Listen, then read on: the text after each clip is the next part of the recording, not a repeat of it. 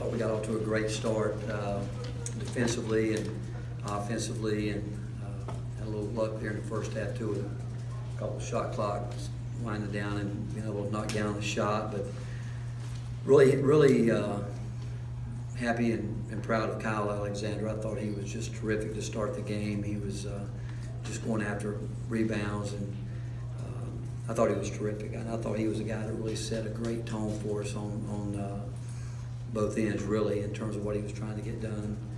And we won a game today against a really good basketball team. We told our team that in some ways they're as tough as anybody that will play. And you go back and look up until today, they were, really 4 or 5 points from being an undefeated team. And but really just a really good win for us. Coach over here. Hi. Looking at the way they're playing now, these last 3 out of 4 games, you got wins. Is it development? They're finally listening to you? Or what? What has gotten them to the point where they're playing the way they're playing? And how do you describe this love affair between Lou and the fans?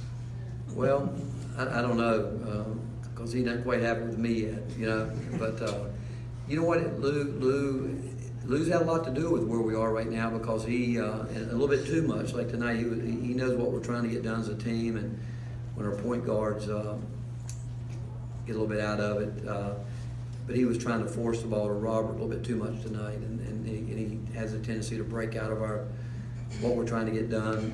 But the fact is, where he's helped us too, as much as anything, is defensively. And he's a guy that switched out tonight, did a pretty good job for the most part. And you'd like to think that a 5th-year senior understands what goes into winning. And what we've done really the last 2 games for certain, and 3 really, is when teams have made a push back at us, we've been able to handle it. And we knew that when we were up, whatever the margin was, that they were in a game the other night at Iowa State where I think they were down 19 or 20 and came back and took the lead. So we knew that, and I think our players are starting to understand that no lead is big enough, and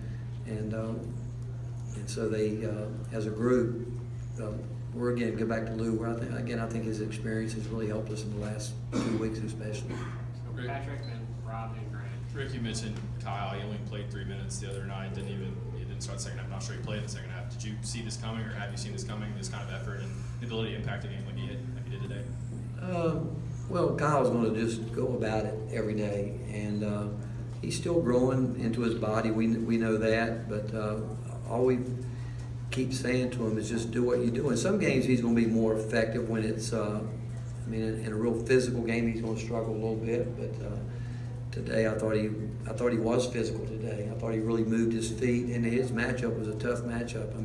Johnson's a really good player, and Kyle was working as hard as he could. He was. I thought he did a really good job in the first half, helping us with our ball screen. What we wanted to do was they run really good stuff, and we just felt like if we could defend them early, we'd get them into some ball screens, and we've worked on that a lot the last couple of days. Really worked on it because we've been getting hurt by it so much, but our guards did the best job they've done with that. But Kyle was terrific with ball screen stuff today, post defense. But on the other end, he just went and got the ball.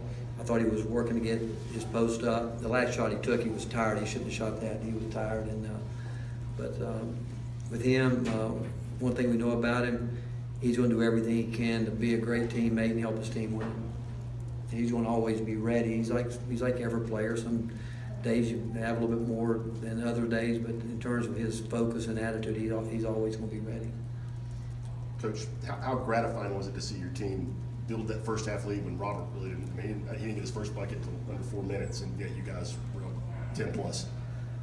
Well, again, we've had a chance to work on that the last couple of days too, trying to learn to play without Robert in the game, and because we are going to have to do that. And we have confidence in the guys that we're putting in the game. Some of them are still finding their way through with it, but the fact is, when he left the game, and we moved Grant around a little bit today. He played on the perimeter. He moved out and he played. So Grant played 3 different positions today, but with Robert out of the game, it makes other guys have to really move and play as a team, whereas sometimes we get bogged down trying to get them the ball too much, and I thought that happened towards the end of the game, or in the middle part of the second half. Rick, Admiral was announced as a starter, the guy over the PA, and Kyle got up and walked out for starting. Was that the plan the whole time, to start Kyle? And Yeah, that must have been something Tom did. No, the guys that grabbed the card for the announcers grabbed the wrong card. He was always in the book, the way that you guys. Will you guys write that up, that made a Tom mistake? missed it. Yeah, will you put that in the paper? You mentioned your team answering, once they built answering runs from the other team. How much does that go back to Ole Miss and the times that they've been able to unanswer, just kind of being tired of that? We brought that up at halftime, being here and what does it take, and I did not think we came out particularly great the first 4 minutes. We lost the first 4 minutes by a bucket, I think, but I just thought we were a step slow getting started.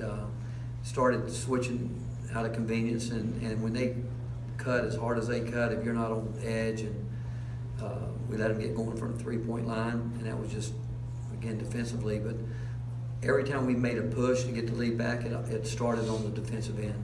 When we're aggressive on the defensive end and playing hard, we're a much better offensive team. Rick, how many more games like this does this team have to win before it's fair to start talking about it being a bubble team or a postseason team potentially? I don't know, all I know is that these guys have played one of the toughest schedules in the country, and this separation month, it's you can talk about bubble teams, you can talk about NCAA teams.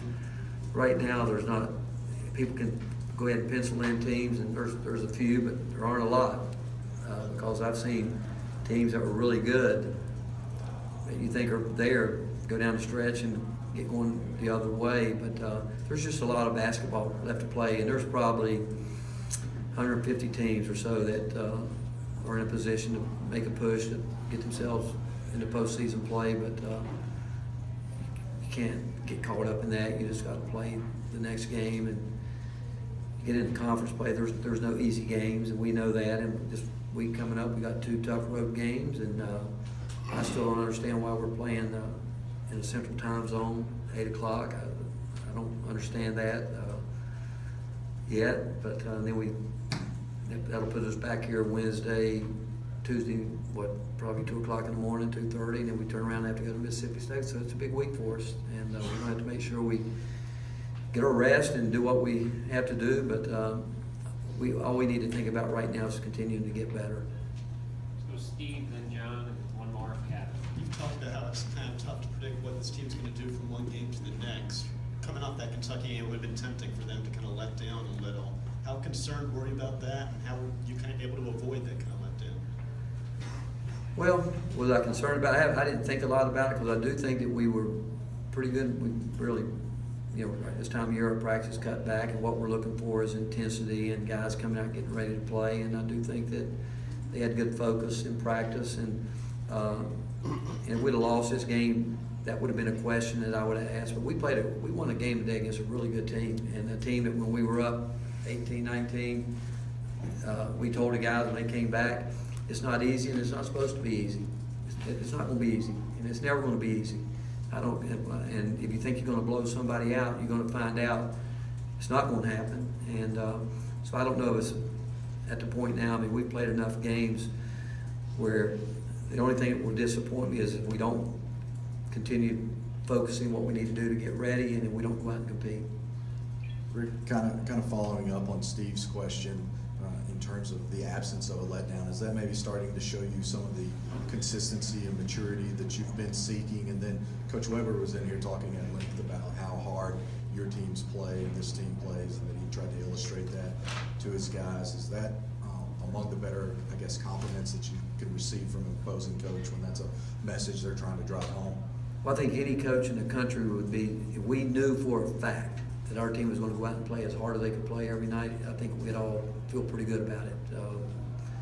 And probably think we're going to win more than we're going to lose with that attitude. And we've had times this year where we didn't do that. And we've had games where we didn't do that. Like I said, there's still room to get better. We didn't do it at the start of the second half. I'll tell you what, I could show you there was a big difference. And then we pushed it back out there. You can see there was a difference where we locked in. So that might be on me for letting guys stay out there too long. maybe they're getting fatigued, but coming out of the locker room, we should not be a step behind, and we were today. But yeah, I mean, first of all, it's a compliment coming from Bruce, because he's I think he's one of the most underrated basketball coaches in the country. And you talk about teams that play hard. That's what we told you. Our guys, they're going to play hard from start to finish, and I think they did today too. I mean, I don't think it was a day that was our day where we shot the ball, we got out to a lead, and they got some foul trouble he had to work through. I mean, for him to go zone, it's, he's having to work through some stuff, trying to break rhythm, but we got off to a great start, and we just got to keep building. Last one. Coach, how do you explain the vast improvement in rebounding? I'm not awesome at math, but the last 3 games you guys are +9 on average. How have you really cranked it up there? Well, again, last game, the guards had a lot to do with it. Today, rebounding wise, Kyle was getting them all early. Bone had 3 today. Bowden only had 1 today. Robert had 7, so he's playing a perimeter position. Lamonte 3. Lou had 5, which he didn't do it early, and Adam only had 3. But guys that again, I think we're going to rebound it best when our guards get down there, and because there are a lot of loose ball rebounds when we play, because guys are normally a little bit longer than us. We have talked a lot, and we've made the comment that's the area we've got to improve most in rebounding. And it goes with all 5 guys wanting to go get the ball. And actually going into the Kentucky game, Coach Lanier made a comment to the team. We don't think it'll be perfect, but we got to start moving in that direction. We did in the Kentucky game, and I thought we took another step that way today. But I do think our guys are starting to understand how important rebounding really is, and how important it is to really take care of the ball. Because at times, and shot selection. Shot selection has been a big part of it too, because we know where the shots are coming from, and guys are in a position to go get it. Coach, thank you.